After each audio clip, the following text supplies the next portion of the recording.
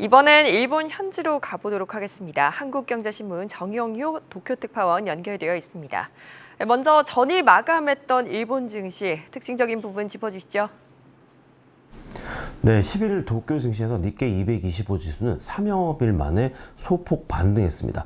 전날보다 0.18% 오른 26,213.64로 거래를 마쳤습니다. 전날 미국 증시가 하락한 영향으로 오전 장한때 니케이 225 지수는 26,000선 가까이까지 밀렸는데요. 오후 들어 조금씩 매수 심리가 살아나면서 상승장으로 전환했습니다. 일본 시간으로 11일 밤 11시 발표되는 미국의 4월 소비자 물가지수 결과를 지켜보려는 관망세가 강했기 때문에 지수의 오르내림이 크지는 않았다는 분석입니다. 이날 오후 2021년 실적을 발표한 도요타가 한때 4.4% 급락한 게 눈에 띄었습니다.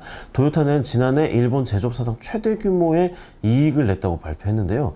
투자자들은 지난해 최대 규모의 이익을 낸 것보다 올해 영업이익이 지난해보다 20% 감소할 것이라는 회사 전망치를 더 심각하게 받아들였습니다.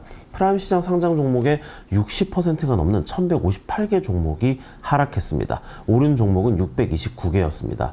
스태그플레이션 우려가 높아지면서 핵심 전자부품인 적층 세라믹 콘덴서 세계 1, 3위 제조업체인 무라타 제작소와 다이오 유덴이 각각 2.3%, 5.3% 빠졌습니다.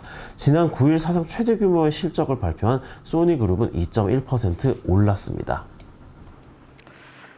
지금 일본 경제의 경우 엔화가 약세를 지속하는 등 그 어떤 국가보다 어려운 상황을 지내고 있는 것 같은데요.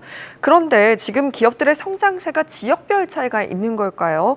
교토에 본사를 둔 상장사와 또 도쿄 지역의 상장사의 성장세가 큰 차이를 벌이고 있다고 합니다. 어떤 상황입니까? 네, 니케이 225 지수가 사상 최고치인 38,915를 기록한 1989년 이후 일본 전상과 무라타 제작소 등 교토에 본사를 둔 상장 기업의 시가총액은 300% 이상 커졌습니다. 도요타 자동차가 있는 아이치현 기업의 시가총액도 100% 넘게 올랐습니다. 그런데 기업 본사의 60%가 몰려있는 도쿄 기업의 시가총액은 33년 전과 거의 같은 수준입니다. 도쿄 기업의 성장 정체를 니혼게이자이 신문의 간판 칼럼니스트인 카지와라 마코토는 카스미 가세키 코스트 때문이라고 지적을 합니다. 카스미 가세키는 일본 정부 조직이 몰려있는 도쿄의 관청가로 관료 조직을 상징하는 단어입니다. 카스미 가세키에 가까울수록 정부의 보호와 규제를 받는 기업이 많고 그런 기업일수록 대관 업무의 부담 때문에 생산성이 나쁘다는 게 그의 분석입니다. 정부 보호를 받는 기업의 경쟁력이 떨어진다는 사실은 시가총액이 입증합니다. 대표적인 규제 산업인 은행 업종의 시가총액은 1989년 말 이후 90% 급감했습니다. 전력과 건설은 60% 줄었습니다. 1980년대 세계 최대 기업이던 일본 1위 통신사 NTT의 현재 시가총액은 애플의 25분의 1 수준입니다. 반면 세계 시장에서 경쟁하는 자동차와 소매업종의 시가총액은 각각 60%와 30%씩 증가했습니다.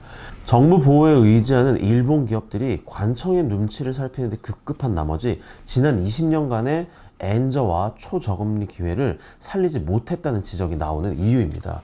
총리실에 따르면 1985년에서 2009년까지 연구개발비와 설비 투자를 줄인 일본 기업 비율은 각각 41.5%와 47.1%로 G7 가운데 1위였습니다. 그 결과 지난 20년간 미국과 영국 기업의 자본 스톡이 50% 늘어나는 동안 일본 기업은 9% 증가하는 데 그쳤습니다. 기업 활동의 부진은 국가 경제 침체로 이어졌습니다.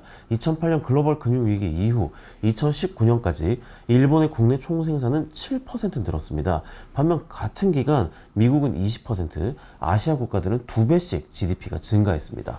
카즈와라 칼럼니스트는 일본 기업은 1990년대 후반 정보기술 혁명과 글로벌 금융위기 이후의 회복 경쟁 등 세계적인 경쟁에서 모두 패했다 라고 분석을 하고 있습니다. 지금까지 도쿄에서 한국경제신문의 정영효 특파원이었습니다.